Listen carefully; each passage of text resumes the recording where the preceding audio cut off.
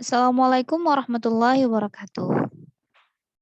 Kami dari kelompok 5 ingin mempresentasikan hasil kerja kelompok kami, yaitu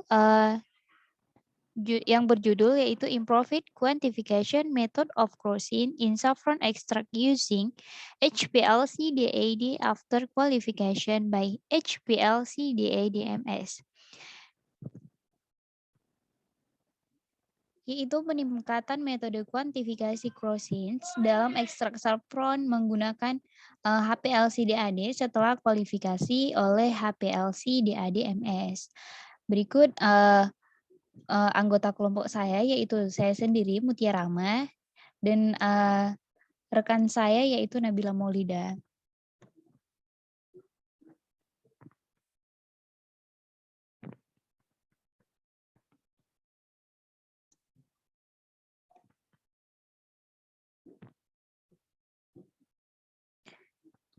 Berikut jurnal yang kami angkat, yaitu tentang HPLC.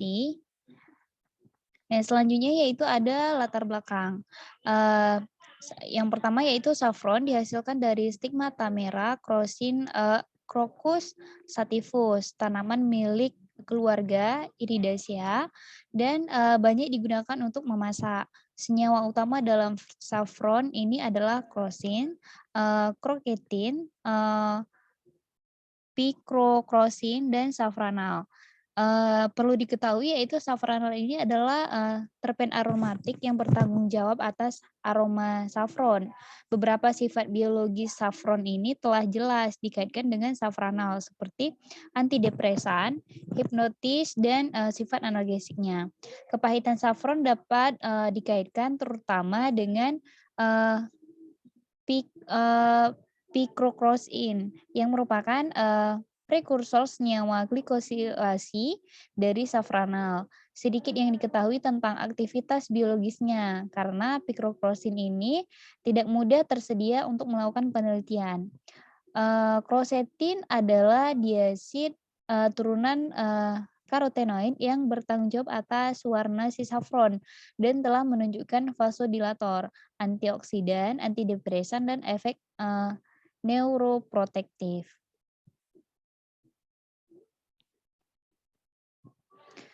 Kemudian crocin dalam ekstrak saffron cair komersial diidentifikasi menggunakan kromatografi cair kinerja kinetik atau HPLC dengan detektor array dioda atau DAD dan spektrometri massa atau MS. Dapat dampak penyimpanan pada kualitas ekstrak saffron ini dipelajari dengan HPLC DAD-MS dengan mengekspos transport GG crocin terhadap faktor lingkungan. Kemudian cahaya dan suhu menyebabkan degradasi setelah 1 minggu. Kemudian transport crocin benar-benar terhidrolisis ketika disimpan pada suhu 60 derajat Celcius dan terkena cahaya. Kemudian metode cepat dan andal menggunakan HPLC-DAD ini kemudian dikembangkan untuk meningkatkan kuantifikasi crocins dalam ekstrak saffron cair komersial. Kemudian metode kuantifikasi standar internal yang menggunakan faktor respon itu dikoreksi dengan berat molekul setiap crocin, meningkatkan hasil untuk ekstrak saffron lama. Berikut metode penelitian yang digunakan yaitu HPLC DADMS yang bertujuan untuk mengidentifikasi secara individual setiap crocin dari ekstrak. Kemudian menentukan apakah penggunaan faktor respon dari crocin utama dan untuk mengukur semua crocin adalah relevan.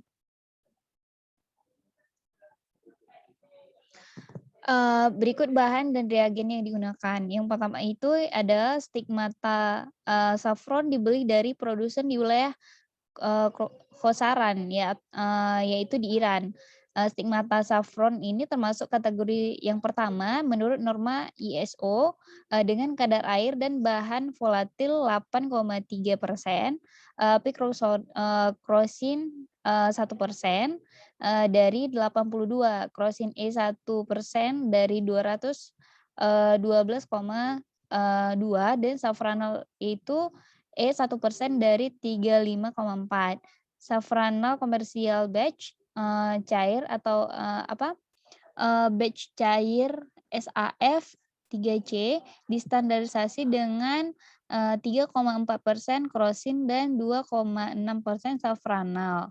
Sebagaimana ditentukan oleh spektrometri ISO 2010 dan SAF aktif komersial batch cair SAF 3C distandarisasi dengan 7,9 Crossin sebagaimana ditentukan oleh HPLC dibuat dengan ekstrak tumbuhan hijau atau komersial Quamica maso Barcelona Spain dari stigma saffron. Kemudian Crossin standar ini atau transgen atau gen Crossin 99% dibeli dari Vitolab yaitu di Jerman. Asetonitrin itu HPLC dengan kemurniannya 99,9%. Air standar analitik nitroanilin dengan kemurniannya kurang lebih dari 98%. Dan Safranal kemurniannya yaitu 90%. Dibeli dari Sigma Aldrich yaitu di Jerman, dan asam format Optima yaitu kelas HPLC dengan kemurniannya 99,5% dibeli dari bahan kimia Fischer.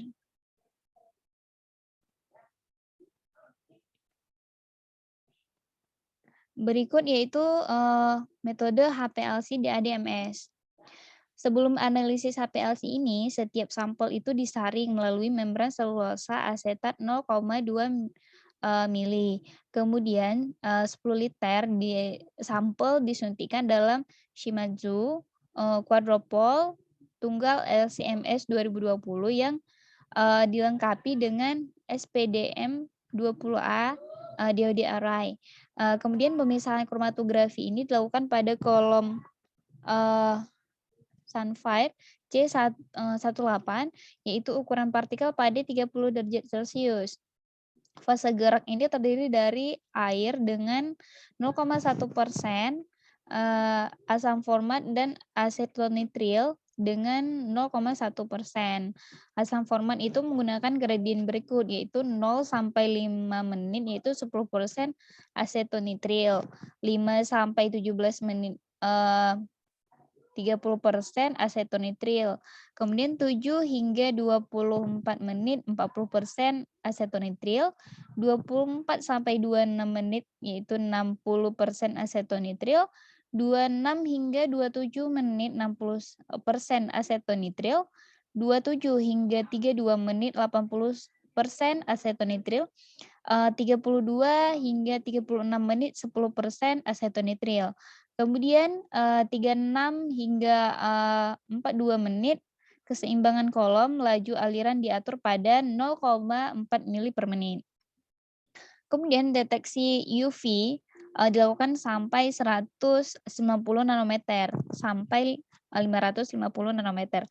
Kemudian spektrum massa diperoleh dengan ionisasi elektrospray dalam mode positif. Kondisi yang dioptimalkan untuk sumber ASI adalah tegangan kapiler pada 4 kF, suhu kapiler pada 350 derajat Celcius dan blok panas pada 300 derajat Celcius. Tegangan desolvation line atau DL diatur ke 0 dan 250 derajat Celcius. Aliran gas nebulisasi dan aliran gas pengering masing-masing diatur ke 1,5 liter per menit dan 15 liter per menit. Kemudian spektrum massa direkam pada penganalisis quadrupolar antara 150 dan 1500 pada 1364 per detik.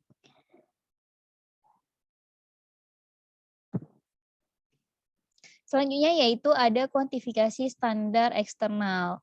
NS transfer crossin digunakan sebagai standar untuk kalibrasi eksternal. 10 mg standarnya crossin diencerkan dalam 1 mili untuk menghasilkan larutan stok dan larutan antara 1 dan 200 mg per liter. Kemudian diwujudkan dalam air atau asetonitrile 90 banding 10, yaitu setiap larutan disaring melalui membran selulosa asetat 0,2 mili.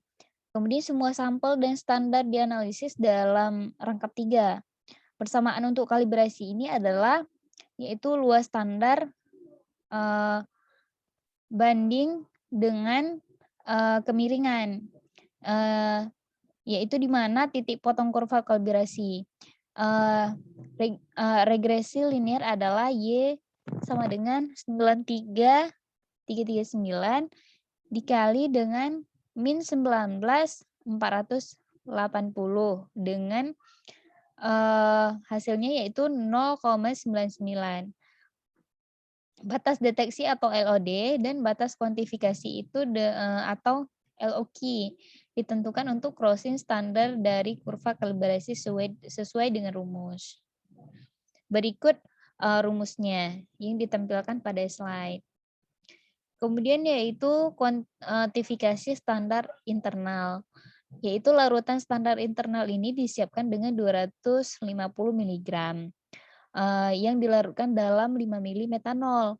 Kemudian larutan stok yang dihasilkan dan diencerkan dalam air per asetonitrile yaitu 90 banding 10 hingga mencapai 3,6 mg per liter. Kemudian 2 mg per mili dan 0,1 mg per mili untuk kisaran standar. Dan kemudian diencerkan pada 1 banding 125 dalam air per asetonitrile, yaitu perbandingannya yaitu 90 per 10 dan 100 larutan 3,6 mg per mili. Kemudian nitroanilin ditambahkan dalam larutan komersial ini. Ketetapan prosedur eksperimental dievaluasi dengan mempelajari pengulangan, yaitu S per X, di mana S itu adalah simpangan baku sampel dan X itu adalah sampel rata-rata.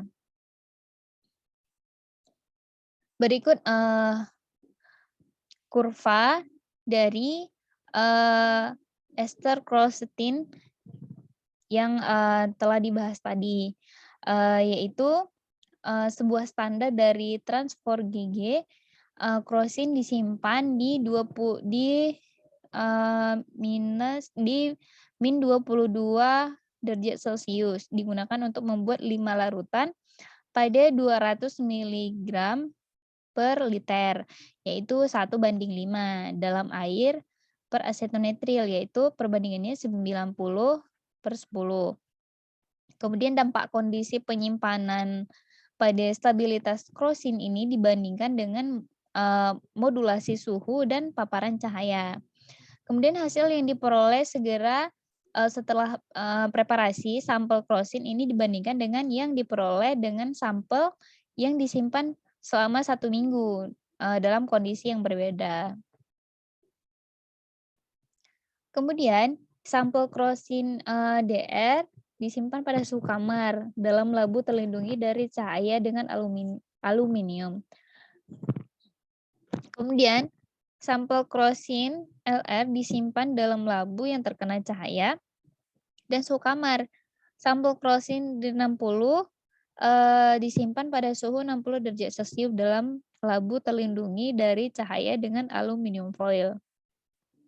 Kemudian sampel crossin L60 disinari cahaya dan disimpan pada suhu 60 derajat Celcius.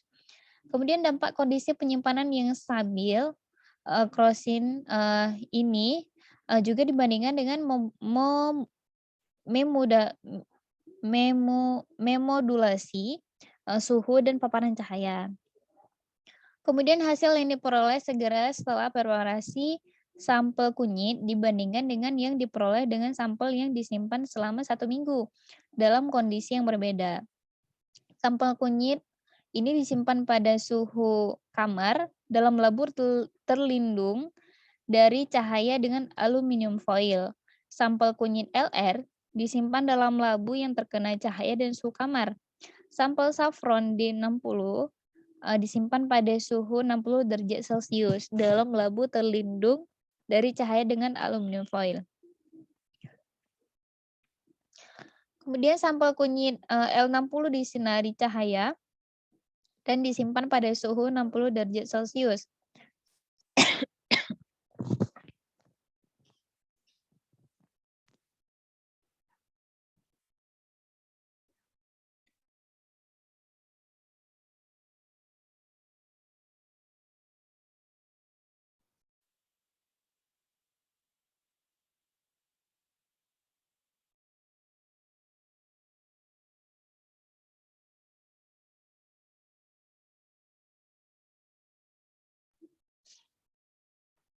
Yaitu selama 1 minggu. Kemudian sampel ini diencerkan pada 1:125 dalam air per asetot nitril. Perbandingannya yaitu 90/10 dan kemudian dianalisis.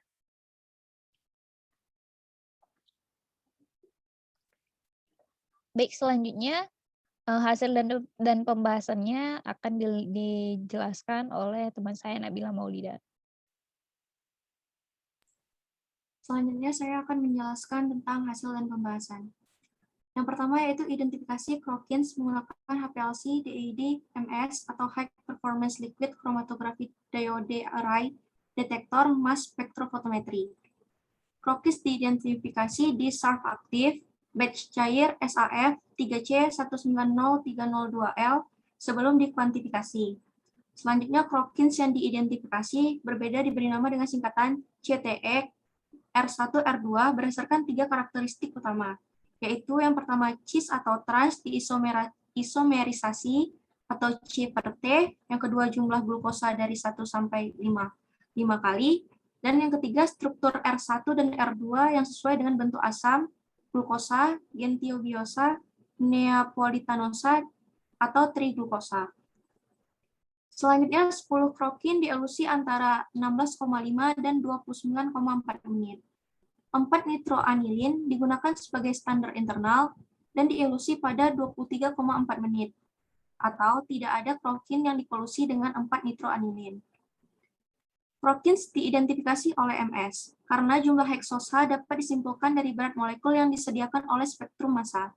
Selain itu, waktu retensi dan spektrum UV tampak memberikan informasi tambahan yang berguna untuk mengkonfirmasi struktur. Spektrum UV tampak memungkinkan untuk diferensiasi cis dan trans kroketin, yaitu cis isomer yang menyerap pada 326 nanometer dan 440 nanometer. Sedangkan trans isomer hanya menyerap pada 440 nanometer. Menurut Tarantilis et al. Pada tahun 95. Umumnya, trans isomer memiliki polaritas yang lebih tinggi daripada cis isomer. Next.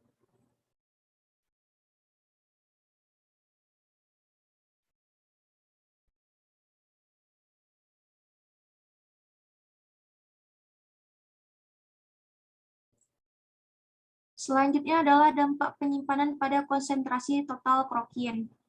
Dalam pendekatan pertama, standar Trans4GG digunakan untuk mengevaluasi dampak kondisi penyimpanan terhadap konsentrasi total krokin. Produk degradasi krokin yang terjadi selama penyimpanan diidentifikasi sebelum kuantifikasi. Identifikasi produk degradasi diwujudkan dengan perbandingan dengan waktu retensi, absorbensi, dan fragmentasi yang diperoleh dengan SARF aktif. Puncak pada 19,8 menit dan 25,7 menit dikaitkan dengan trans dan cis 4GG Crokins. Dan puncak 26,8 menit dan 27,5 menit berhubungan dengan trans dan cis 2G Crokins. Akhirnya, puncak pada 32,5 menit yang menunjukkan ion molekul M per Z 329 diidentifikasi sebagai kroketin bebas yang dihasilkan dari hidrolisis total krokin.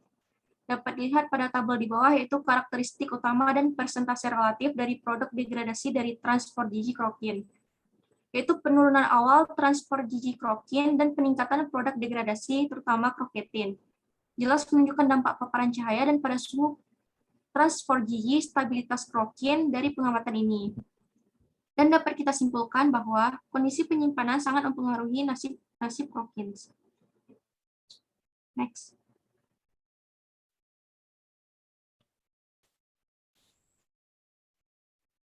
Selanjutnya, untuk menghindari degradasi krokins dalam ekstrak saffron, disarankan untuk menyimpan larutan pada suhu yang rendah dan dalam keadaan gelap. Transfer gigi krokin terdegradasi bahkan ketika disimpan pada suhu sekitar dalam gelap, yaitu krokin lebih terdegradasi ketika terkena suhu yang lebih tinggi daripada cahaya dan benar-benar terdegradasi ketika dua faktor digabungkan. Hasil ini sesuai dengan diperoleh oleh Sunkest dan kawan-kawan 2008 yang menunjukkan bahwa degradasi meningkat dengan meningkatnya suhu. Yang pertama, ekstrak saffron batch 210101 L digunakan untuk mengevaluasi dampak kondisi penyimpanan pada transfer gigi krokins dalam ekstrak saffron. Dalam ekstrak saffron, the transfer gigi krokin sangat stabil pada suhu kamar bahkan saat terkena cahaya. Pada 60 derajat Celcius, degradasi yang diinduksi cahaya diamati, yang lebih rendah dari yang diamati untuk transfer gigi krokin. Selanjutnya, hasil tersebut tampaknya menunjukkan bahwa krokin cenderung terdegradasi dalam ekstrak saffron dan mungkin mengandung komponen yang meningkatkan stabilitas terhadap cahaya dan suhu. Sebagian besar metode analisis yang ada menggunakan standar transfer gigi krokin untuk menghitung semua krokins. Namun, degradasi standar ini dapat menyebabkan perkiraan pada hasil yang diperoleh. Dengan demikian, menggunakan standar internal bisa menjadi solusi yang baik untuk menghindari kesalahan. Selain itu, dengan standar internal, jumlah absolut yang diperoleh untuk krokin tidak bergantung pada volume injeksi atau pengenceran sampel. Next. Selanjutnya dapat dilihat pada gambar A, yaitu analisis standar yang baru disiapkan transfer gigi krokin atau sampel krokin yang menunjukkan puncak tunggal. Pada gambar B, setelah 1 minggu disimpan pada suhu kamar dan terlindung dari cahaya atau sampel krokin DR, krokin standar mewakili 68% dari campuran dan produk degradasi terutama krokins. Pada gambar C, senyawa utama dielusi pada menit ke 19,8 menit, sedangkan puncak yang tidak terpecahkan muncul pada menit ke 25,7, 26,8, dan 27,5. Setelah 1 minggu disimpan pada suhu kamar dan terkena cahaya. Next. Pada gambar D dapat dilihat sampel krokin terlindung dari cahaya pada suhu 60 derajat Celcius, dan pada gambar E, sampel krokin LR, yaitu krokin standar mewakili 45% dari campuran. Standar transfer gigi krokin benar-benar terdegradasi saat disimpan pada suhu 60 derajat Celcius dan terpapar atau sampel krokin L60 ke cahaya. Next. Selanjutnya adalah kuantifikasi krokins dalam ekstrak saffron komersial. Metode ISO 3632-2010 umumnya digunakan untuk mengukur krokins dalam ekstrak saffron. Tetapi, metode ini memiliki beberapa keterbatasan ketika diterapkan untuk menilai keaslian. Korelasi yang buruk antara kandungan total krokin yang diperoleh dengan metode ISO 3632 dan dengan UHPLC MS atau MS cis isomer tidak menyerap pada 440 nanometer, dan metode UV visible tidak spesifik.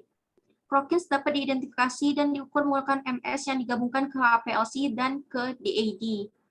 Krokins dalam ekstrak saffron umumnya diukur dengan menggunakan faktor respon atau K dari transfer gigi krokin untuk semua krokins. Dengan demikian, menghitung faktor respon yang dikoreksi untuk setiap krokin dan menggunakannya dalam metode internal bisa menjadi metode yang lebih sederhana dan lebih cepat. Metode kuantifikasi terakhir ini dibandingkan dengan metode internal menggunakan normalisasi pada transfer gigi krokin pada sampel segar dan lama. Dalam sampel segar, faktor respon atau K ditentukan untuk transfer gigi krokins dengan kurva kalibrasi yang digunakan untuk semua krokins, dan jumlah total krokins adalah 38,5 lebih kurang 4,3 mg per gram, yaitu surf-aktif batch cair SAF 3C19030-2L. Metode sebelumnya ini dibandingkan dengan metode yang digunakan koreksi faktor respon masing-masing krokin dalam sampel segar. Untuk mencapai hal ini, teoritis dihitung setiap prokin, karena konjugasi di setiap prokin hampir tidak berubah. Faktor responnya serupa untuk konsentrasi molar tertentu. Dengan demikian, faktor respon ini berharga untuk setiap prokin pada satu konsentrasi molar. Next. Selanjutnya dapat dilihat pada tabel 3, yaitu merupakan konsentrasi krokin yang diperoleh dengan K krokin setara trans 4GG dan dengan K krokin yang dikoreksi. Dengan menggunakan nilai K terkoreksi ini, setiap krokin yang telah diidentifikasi sebelumnya dapat dikuantifikasi dengan lebih tepat. Hasil yang diperoleh dengan normalisasi pada trans 4GG krokin dan yang diperoleh dengan faktor respon terkoreksi dapat dilihat pada tabel 3. Dua metode perhitungan diterapkan pada ekstrak saffron batch SAF 3C190302L yang telah disimpan selama 22 bulan pada 4 derajat Celcius. Konsentrasi total krokin 32,52 mg per gram, lebih kurang 0,4 atau 3,3% dan 25,64 lebih kurang 0,3 mg per gram atau 2,6%. SARC aktif diperoleh dengan normalisasi pada trans 4GG krokin dan dengan metode faktor respon yang dikoreksi. Perbedaan 21% diperoleh antara kedua metode ini. Next.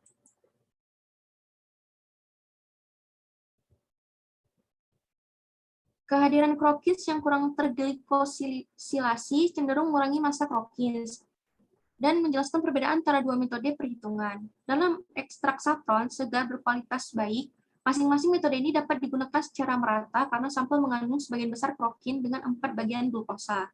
Dengan demikian, perbedaan antara kedua metode perhitungan ini sangat tipis.